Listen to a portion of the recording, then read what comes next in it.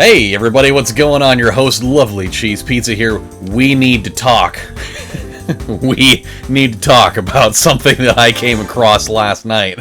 Tonight, here on Let's Play Gran Turismo 3, the Ultimate Driving Simulator, I may have come across one of the worst songs in the history of the world. I mean, this was one of the most catastrophically disgusting songs that I think I could have ever heard. And the craziest thing about it is that it's a song that's so shitty, but yet it got critical acclaim 3 different times, which is so nuts.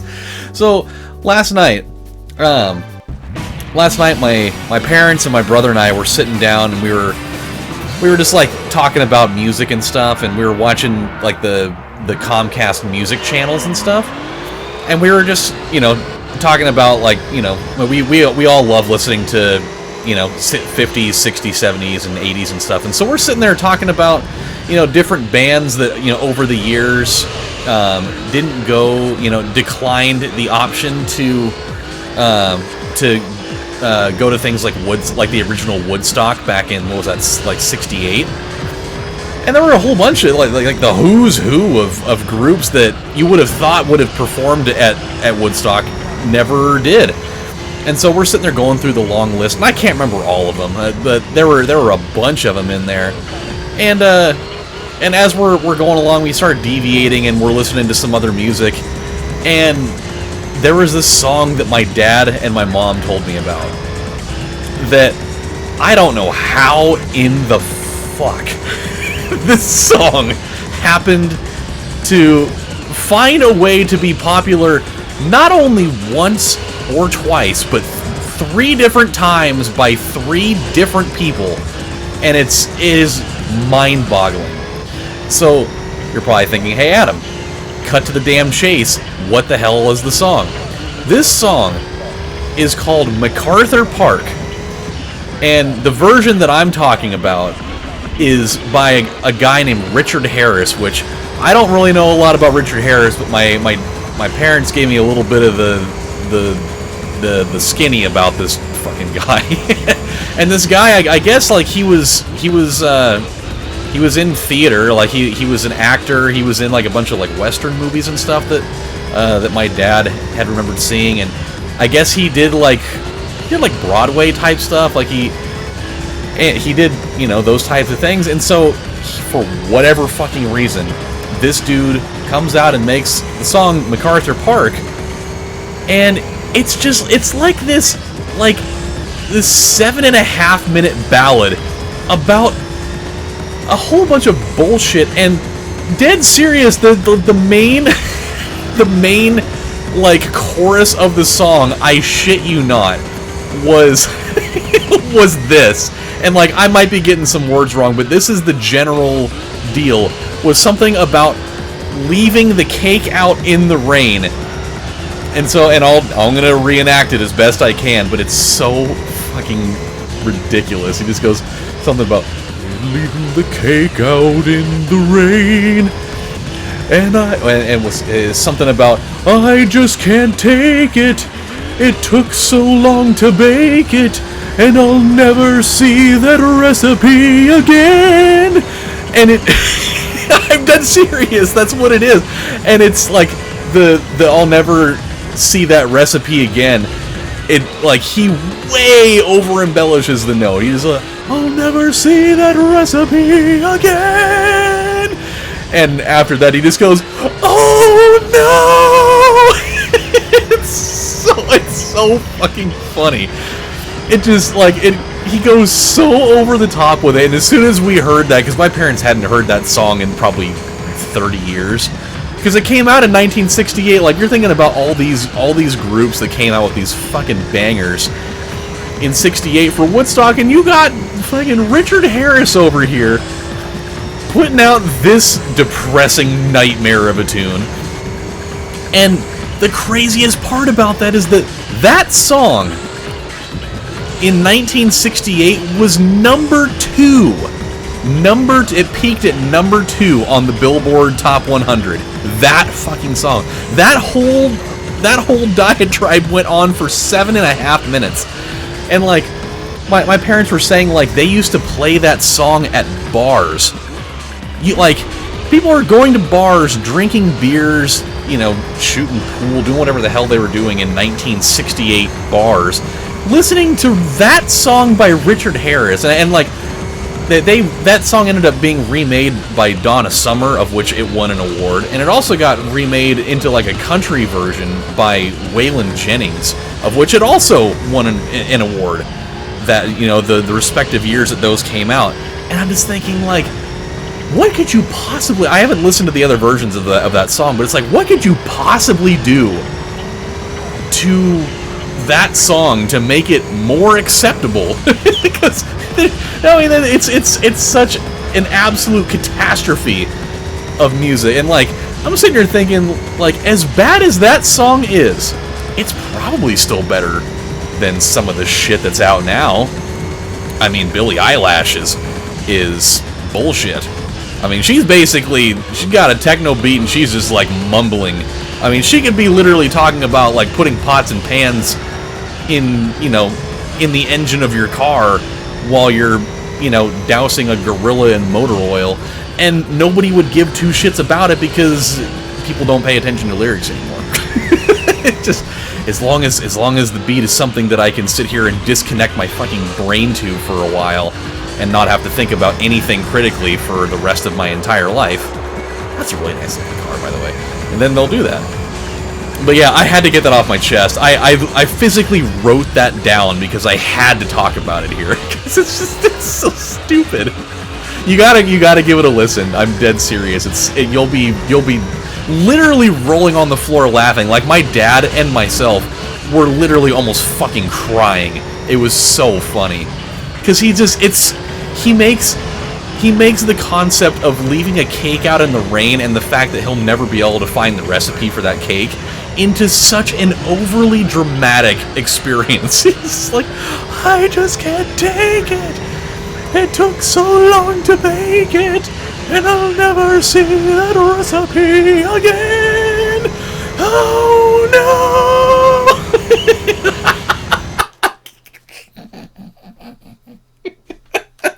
It's so fucking stupid. Oh boy. Okay, well, now I have that off my chest, and I feel like a better person because of it. Yeah, it's great. Dude, I'm telling you, the Comcast music channels, on occasion, will really give you some good stuff to think about. It's pretty hit and miss. Like, I've perused those channels a bunch, and like, there's so many things that are like miscategorized on those. Because you get stuff that's supposed to be considered like classic rock. You know, and like, you think of classic rock, you're thinking of stuff from like probably the 70s and the 80s, and maybe like a couple of things from the 90s, and then you'll fire that shit up, and the first person that they start playing is like John Mayer, and you're like, that doesn't sound like classic rock to me. I mean, you think of it doesn't add up at all, and it's bizarre, some of the things that you come up with. And like, even last night, even though this is probably considered a classic by most, like, I went into the 70s category, like classic 70s, and the first song that played was YMCA by the Village People. I'm just like, that's not what I would have envisioned as like something that would be popping up first in that category, but I know it's a constant stream. And so, you're not always gonna get the Macho Man Randy Savage themed cream of the crop. The cream rises to the top. That whole deal. it's whatever. But yeah, it's fun. I love doing. That's one thing that I love doing with my parents, is just like throwing on the music channels for a while and just zoning out, because my parents have such a wealth of knowledge about so many decades of music. It's great, because they'll tell me all sorts of stuff that I just didn't know anything about. And it's like, every single time that we have a little, like, a night like that, where we're all just like kicking back and maybe having a beer, or like a little bit of scotch or something, and we're just listening to music, and they'll have all sorts of like crazy information and like times that they went and saw them back in the day. You know, it's just it's cool. I would love so much to have been alive back in, you know, the late 60s, you know, throughout the 70s and stuff, just for the music part of it, because I love so many groups and people from that time, and it would have been cool to have seen all of them in, you know, at their peak and such. Well, you know, what are you gonna do? So it's a fun time. It's one of those types of things I love doing with my family, because it's just, you know, I'm in my 30s, they're getting older, and so it's one of those things where it's like, I know that times like this are gonna be, you know, they're limited, because, you know, they're not gonna be around forever, and so you gotta take advantage of those opportunities and you know, live it up while you can, while you have them around, because someday, you know, they'll be gone, and the things I'll have to remember that bring me joy in the times that I miss them the most are going to be nights just like this, where I'll be like, man, I remember that time that we listened to that absolute bullshit song by Richard Harris, and we laughed until we cried at almost 1 in the morning while the kids were trying to sleep. It's just, you know, I love stuff like that. So, and then we immediately followed it up with Hang On Sloopy by, I think that was the McCoys, which is almost I wouldn't say it's an equally stupid song, but it's one of those songs that sounded kind of like every song that sounded like that, which there were a bunch back in that time. It kind of had like that, you know, Hang On Sloopy kind of reminded me of like Sugar Sugar by the Archies, which also sounded like a whole bunch of other songs at the time, so... But it's just, you know, the name of your song is Hang On Sloopy, which it doesn't seem like it would catch the ear or the eye, like, hey guys, you got a Crowder on the radio, Hang On Sloopy's on. it doesn't compute right away. But hey, what are you gonna do? It became a successful night very, very quickly that way. On a side note, we are woodshedding these guys right now. But I mean, I was kind of looking for a nice, relaxing night. It's been a long, stressful day, and I was looking forward to popping in the office here and making one of these while Harrison's asleep in the other room. So I'm just hoping he doesn't wake up, because I think everybody in the house is asleep, and I'm out here in the office garage, or the garage office.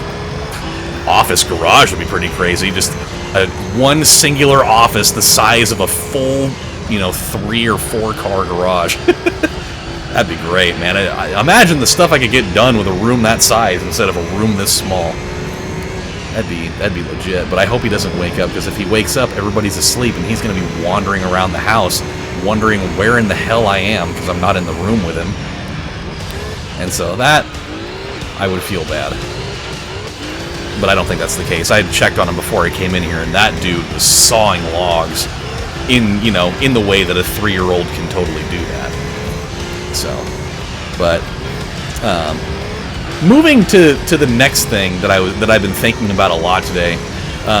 One thing for absolute certain, which I've got to get on this soon, is I've been Elden Ring just came out, within the last couple of days or so, and if it has alerted me of anything, is that From Software that entire team of people might all be geniuses, because those people know how to make a goddamn RPG game, like in just a little bit in such a different way than a lot of other RPG games are. Like they have such a profound knowledge of how to make a game difficult and fun, and strike the balance of not making it, of not taking itself too seriously either. Like it's this perfect casserole and like harmony of all the things that you want. You want good graphics, and you want crisp, fluid gameplay, and you want to have a vast open world, and you want to have RPG mechanics that all work, and you want to have engaging boss fights, and you want to have cool character models, and you want to have awesome little Easter egg things, and it just seems like everything I've seen from Elden Ring so far, it strikes every one of those notes perfectly. And not to mention that it looks absolutely gorgeous. And so it's like, I gotta get on this. And then it reminded me, holy shit, I've been doing a series of Dark Souls 2 for like 3 years now, because I haven't played it in like 2.5 of those 3 years.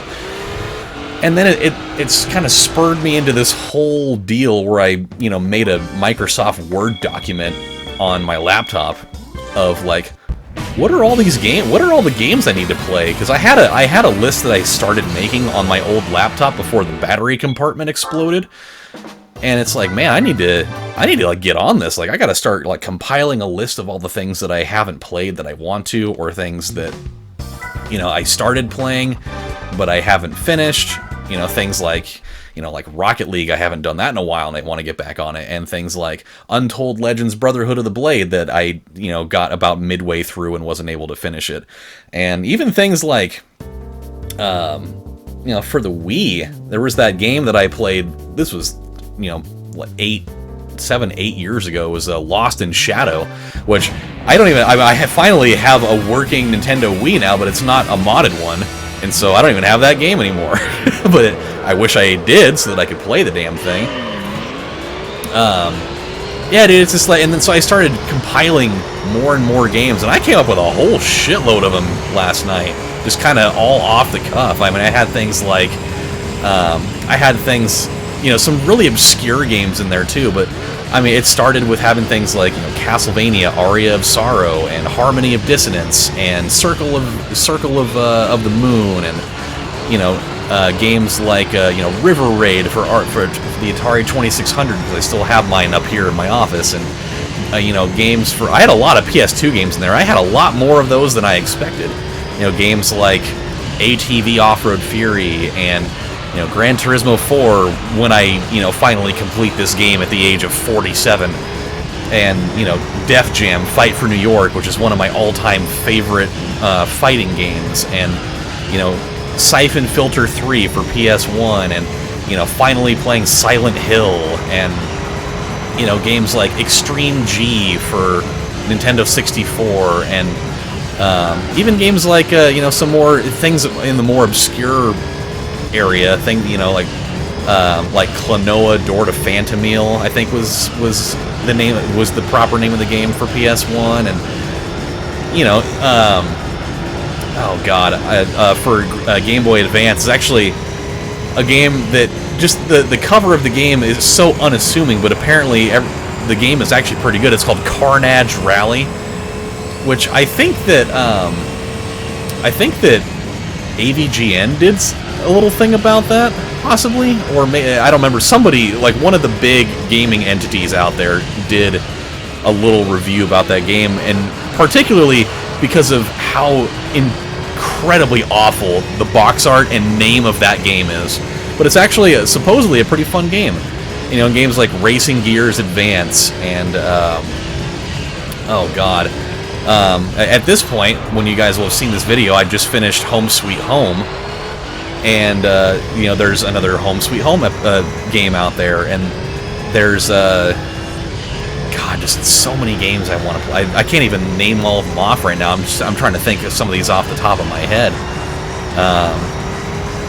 and it was kind of daunting to look at it, but it also made me really excited, because I'm sitting here thinking I've been doing Let's Play series on YouTube for, you know, almost 12 years now. I think it probably is 12 years now. And it's so awesome that I've played so many games, yet there's still so many more that I love and that I haven't discovered yet, that I haven't played, that I can't wait to play. You know? Things like, you know, Silent Hill and like Parasite Eve and you know, like Doom Eternal. That's another one that wasn't even on the list that I made, that I still haven't played yet, that I really want to. And things like Elden Ring, and, you know, I mean, the list goes on. You know, more Halo Infinite, because I haven't played Halo Infinite in, like, you know, it's been a month since I physically played it, but I mean, I've only made the one episode on the channel. and it's more stuff that I want to be able to get around to doing, because there's just the list is endless. And at some point, I've been putting up some little highlight videos of little gaming clips over the course of my career, and I've done a couple of them of things from when I was doing Sports Sunday back in the day, when I was actually consistently doing Sports Sunday videos every Sunday.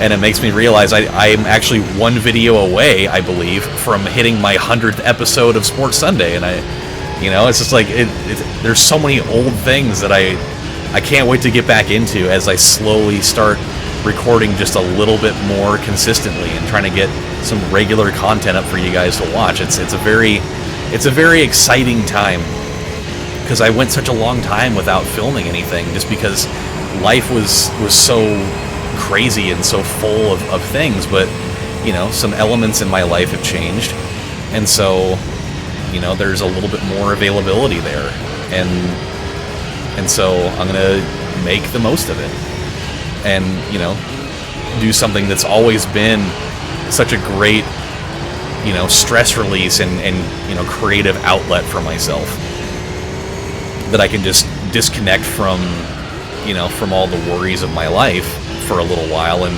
just sit here and talk about things like one of the worst songs I've ever heard and cool games that I'm finding out about, and things going on in the world and in my own life that I've observed. And you guys have been watching my children grow up over the last few years, and it's been fun. And I'm glad to say that there's no end in sight here. Like I'm not a single part of my being is thinking, you know what, this isn't worth it anymore. Like I don't need to do this. And even actually I've got another cool little announcement here as we're kind of halfway through this race here. I actually am going to be starting a brand new job here in about a week and a half. Actually, it's going to be in about 2 weeks. I actually have to go in for my drug test tomorrow and pee in the cup and hope there's no THC in there, because I use CBD products for my depression and anxiety and stuff. So I'm hoping that because of the last time I drank one of those CBD seltzer water things, that there's not going to be a 0.0003% trace of THC in there, and I'm going to end up losing it that way. But I applied for a position at Carvana, which, for those of you that don't know, it's basically one of the world's leading online car dealerships. And so I applied for a job there, and I am now the new inventory control specialist for Carvana in Portland. So, it was really cool, because I was really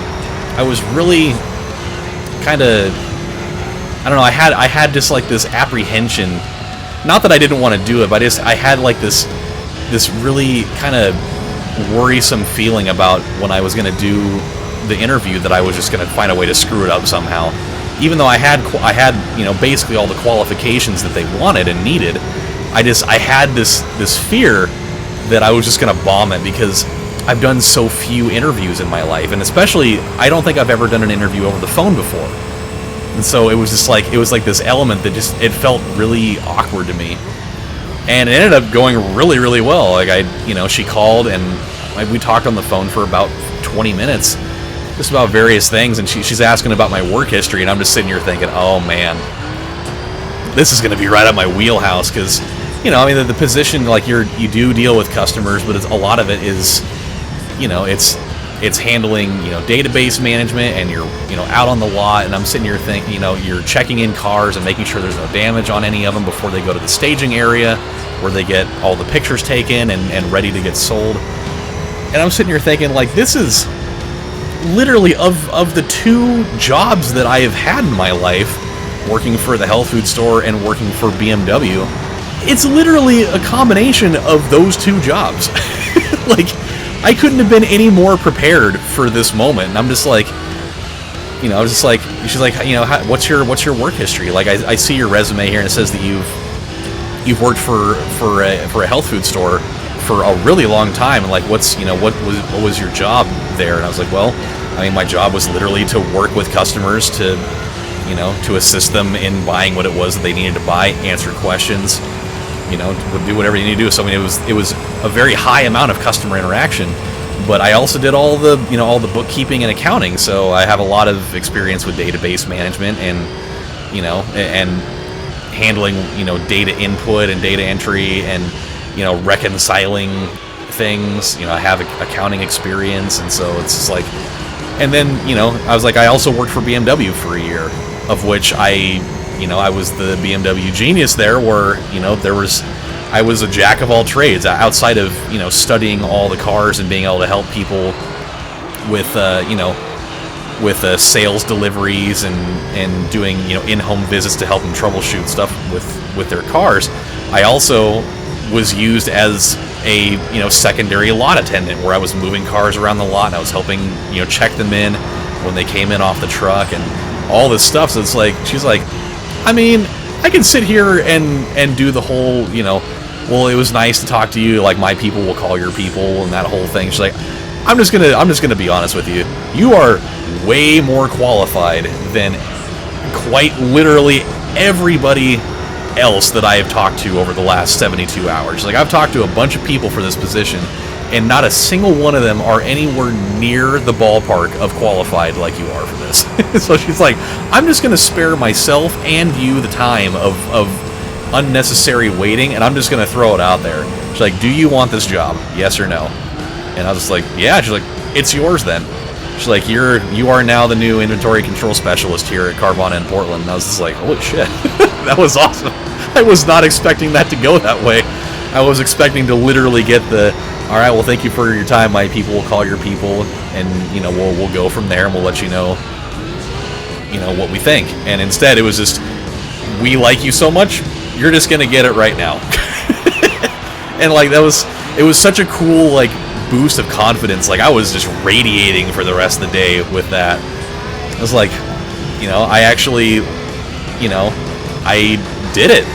You know, that's the first time in my life that I've gotten a job where, I mean, I did have an inside connection. Like, I do know somebody that works for Carvana, but, you know, and I did mention to her that I got referred, you know, for this job by this person. And she's like, well, you know, that's good to know, but let's see, you know, let's see what you got. And it's like, it was nice to know that I was able to get a job without having the connection being, you know, my parents run the joint, or, you know, a friend of the family that I've known ever since I was in high school, you know, is the GM of this company, and that he's gonna basically get me in one way or the other. Like, I went out there and I used my own credentials, basically, and I knocked out an interview with somebody that I don't know. Like, it wasn't like I was being interviewed by the person that I know. It's just, I would talk to somebody I've never talked to before, and I just had to lay it out there what my skills are, and they loved it. And it's like, I feel really good about this right now, and it was one of the biggest confidence boosting moments that I've had in a long time, and it was really cool. So yeah, so I'm excited about that. I'm going to be, you know, making pretty good money, and and I have health benefits, which is great because I've got some things I need to do with that, and it's going to be really exciting going forward. And I'll probably have some cool stories, and maybe I'll get to drive some cool cars around and such. So lots of fun stuff on the, you know, on the horizon here. So yeah. Good stuff, my friends. You guys have any, since I'm talking about big things that are going on in my life, if you guys want to, in the comments section, let me know if there's anything big going on in your lives right now. I feel like I've missed a lot of opportunities to connect with you guys since I've been, you know, creating more often, and I love hearing about the things that are going on in your guys' lives too. So if you want, if you, you know, are comfortable disclosing that stuff out there for other people to see along with myself, you know, let me know. Is there anything big that's going on in your life right now? Have any of you guys or gals, you know, gotten brand new jobs, or you have, you know, big life events going on, or just something that you know, that's happened to you recently that, you know, that you're really excited to talk about? Do let me know. I love hearing that kind of stuff, because those types of things, you know, make me happy to see there's other great things going on in other people's lives around me too. And I mean around me in the sense of I feel like, you know, even for you guys that are newly subscribed to this channel, you guys are all family to me. I mean, you guys have been around since, whether you've been around since day 1 or, you know, year 12, you guys have helped make this small little channel of mine another home. And so you guys all mean the world to me, and so things that go on in your guys' life means something to me too. And so, yeah, it's, you know, we're all family here. We can all you know, share things with each other. And yet, if you're not comfortable, don't worry about it. It's all good. I wish all of you the best either way, whether you know, you got great things going on or you've been having a rough time. Hopefully, me talking about stuff like this brings a little bit of, you know, positivity into your world somewhere. That's all that I can really hope for.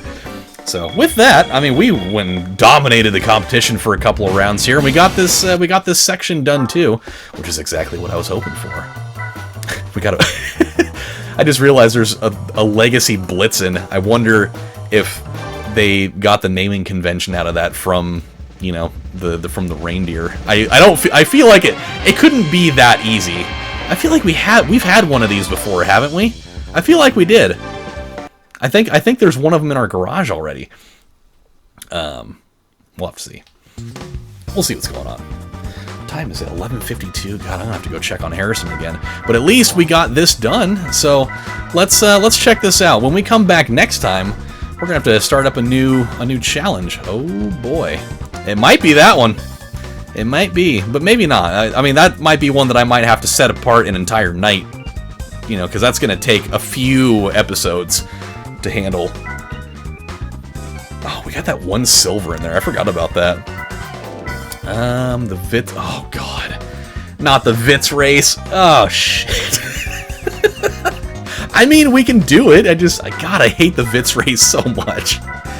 Okay, so we've got the Dream Car Championship, we've got the Polyphony Digital Cup, we already did the Like the Wind one, and then there's the Formula GT, which, oh boy. Alright, so we do still have some things here. Do we bother with the Vits race? I mean, we have to at some point. I'm sure we'll figure it out. So, with that said, let's go check home really quick. Let's see the game status. 89. God, I want it. I need it. I need it for my own sanity to be 90%. It's toying with me. Like, it's ruining my life. Until that day comes, I will never be satisfied. Alright, my friends, well, we're going to stop right here. When we come back next time, we'll have more things to talk about, and we're going to start up a brand new set of racing challenges, and we'll see how it goes. But until then, this is your host, LovelyCheesePizza, saying, I'll never find that recipe again! Oh, no! And I will, God, seriously, check it out. It's bullshit. And I'll see you guys next time. Have a good one, everybody. Bye.